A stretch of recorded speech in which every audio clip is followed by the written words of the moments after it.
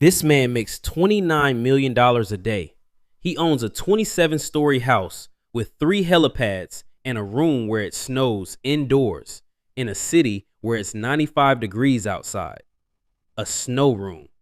Because nothing says I won at life like air conditioning so aggressive it makes weather. And almost nobody in the West knows his name. But here's the thing the house won't tell you. This family didn't start rich. The fortune started with a banned book, a spy scheme designed to lose money on purpose. And the day one man broke India's entire stock market and got the exchange shut down for 3 days. Meet the Ambanis, the richest family in Asia, and the most insane business story you've never heard. First, the money, because it's hard to even picture. Every second, Mukesh Ambani makes about $337. Every minute, 20 grand. Every day, 29 million. While you've been watching this intro, he made more than you'll make this year. Sorry. Pick any 100 bucks made in India. 4 of them end up in this one guy's empire. 1.5 billion people, and one family skims the top. He's worth around $90 billion. That's more than 20 countries make. Entire countries. With flags and everything. The house is called Antilia. Most expensive private home on earth. Number 2 on that list is a $750 million villa on the French Riviera. Antilia is worth almost 3 times that. But the house is the boring part. How this family made the money is so much weirder than how they spend it. Hold that thought. Because it starts with the man who lost money on purpose. First though, the spending. And it gets weird fast. The Ambanis have unlimited money.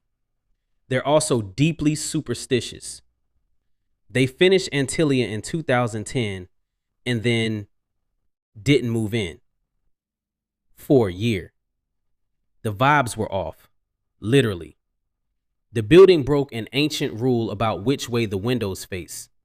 Bad luck. So they flew in 50 priests to bless it for 10 days before they'd sleep there. And maybe they should be nervous. Because the most expensive home on earth was built on a site of an orphanage.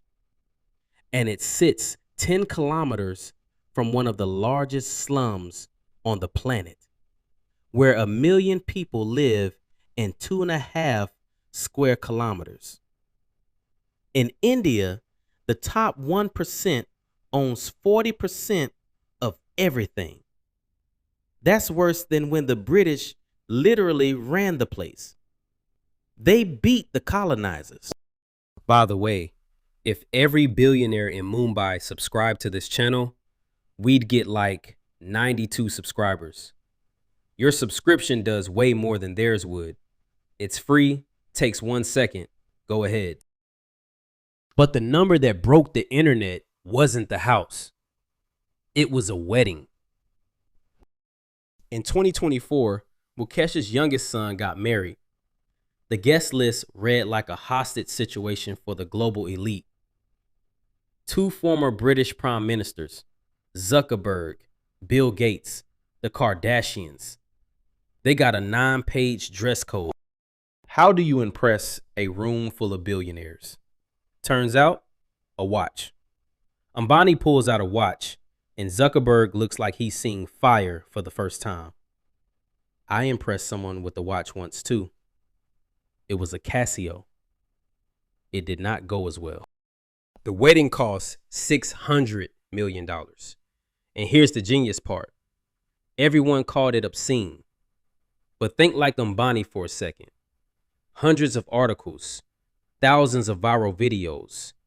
The Financial Times called it the most coveted invitation in global business.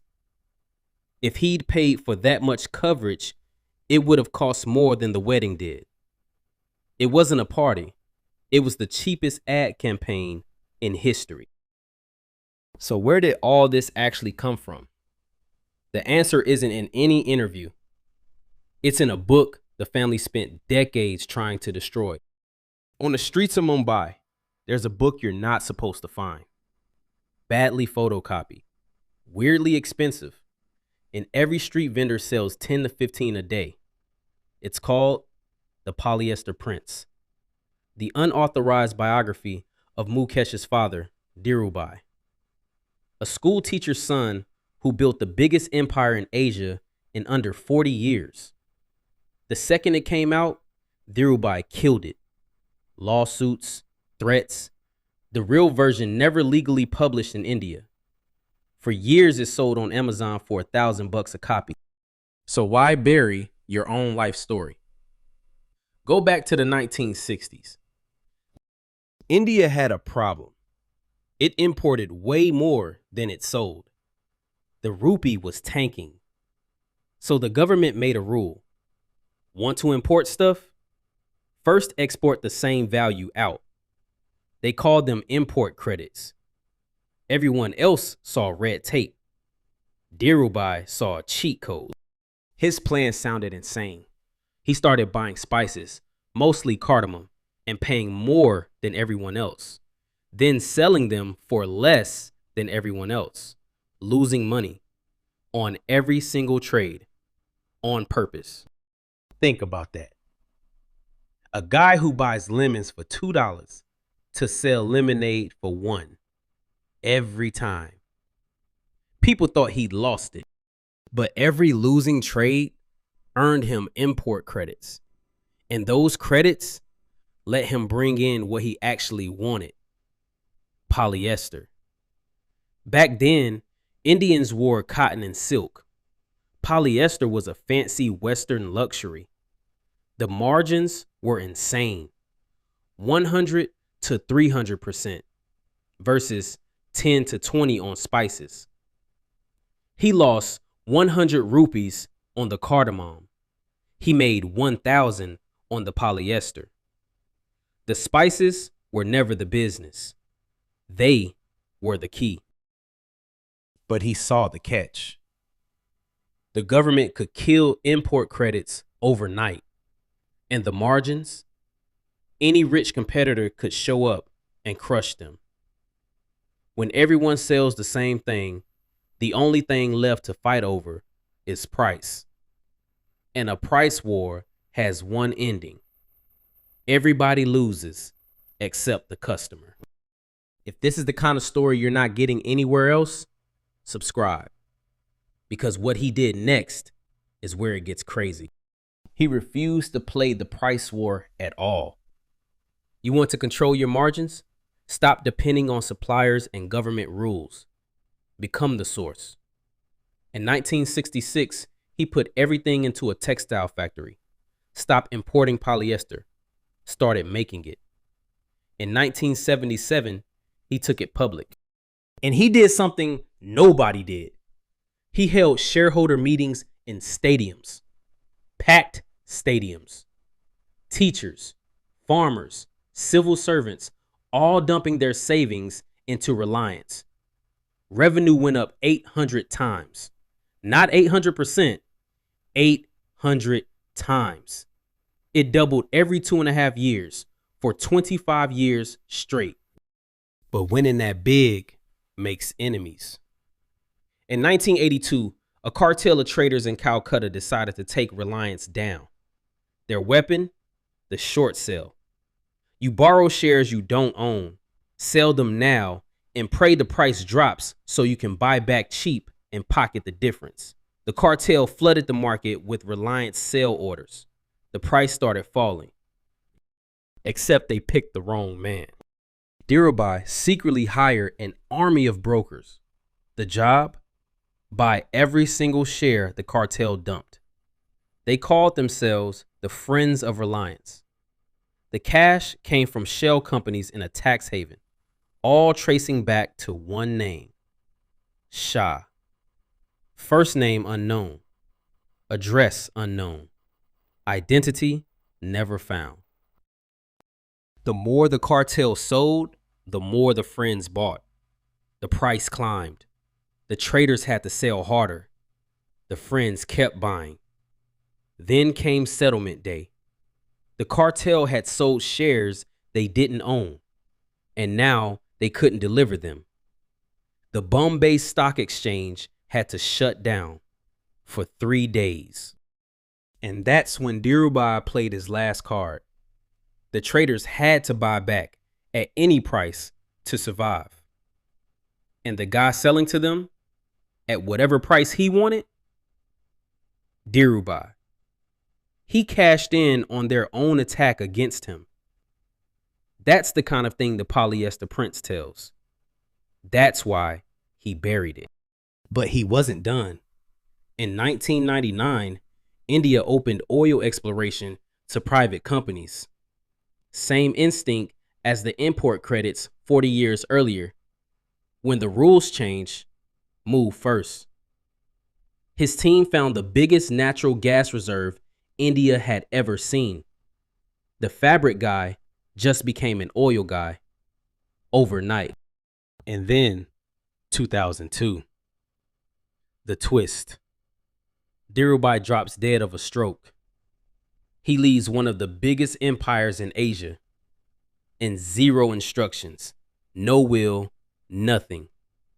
The greatest strategist in India forgot the one move that mattered. So his widow had to sit at the kitchen table and split a multi-billion-dollar empire between her two sons. This is where it becomes Succession, made in India. In 2005, the brothers stopped pretending they'd agree. They cut reliance in half. Mukesh, the quiet one, got the boring stuff: oil, gas, chemicals. Anil, the charming one, got the future: telecom, power, finance, media. Everyone agreed Anil won. By 2008, Forbes ranked him the 6th richest person alive, $42 billion, ahead of his brother. But while Anil did magazine covers, Mukesh sat quiet and planned. In 2016, he launched Jio, a new phone network. The offer? 4G, free, for everyone, for 7 months. In 170 days, Jio went from 0 to 100 million users. One of the companies it strangled was Anil's telecom business. By 2019, Anil owed 73 million euros to Ericsson and was facing prison. Mukesh paid the bill, then bought what was left of his brother's company. In 12 years, Anil went from the 6th richest man alive to bankrupt in a British court, ruined by his own brother. Dhirubhai built the empire. Mukesh rebuilt it after a family war and made it 10 times bigger. Today, you basically can't get through a day in India without paying this guy. Your phone? His. Your groceries? Probably his. The show you're watching tonight? His. Jio Cinema swallowed Disney Plus in India. 500 million subscribers. Netflix has 20. And his next bet is AI. 110 billion euros to wire up India. But money doesn't answer the oldest question. Who's next? Anant, the kid whose wedding cost 600 million, runs a private zoo. 1,400 hectares, 2,000 animals. Most dads buy their kid a car. This one panicked and bought 2,000 animals. Mukesh watched his father's missing will nearly tear the family apart. He won't make that mistake. Dhirubhai built all of this from a 33 square meter room with a phone and 3 chairs. The next generation was born inside Antilia, and they're ready to take over. And on the streets of Mumbai, a new book is circulating under the counter. The author of The Polyester Prince wrote a sequel, Ambani and Sons. Mukesh already had the parts he didn't like removed. The uncensored version? impossible to find in India. But the pirate booksellers of Mumbai didn't ask for permission. So you tell me, $600 million on a wedding, obscene, or the smartest money these guys ever spent? Drop a comment and subscribe if you want the stories the mainstream won't touch. Because people this rich would really rather you weren't paying attention. I'll see you in the next one.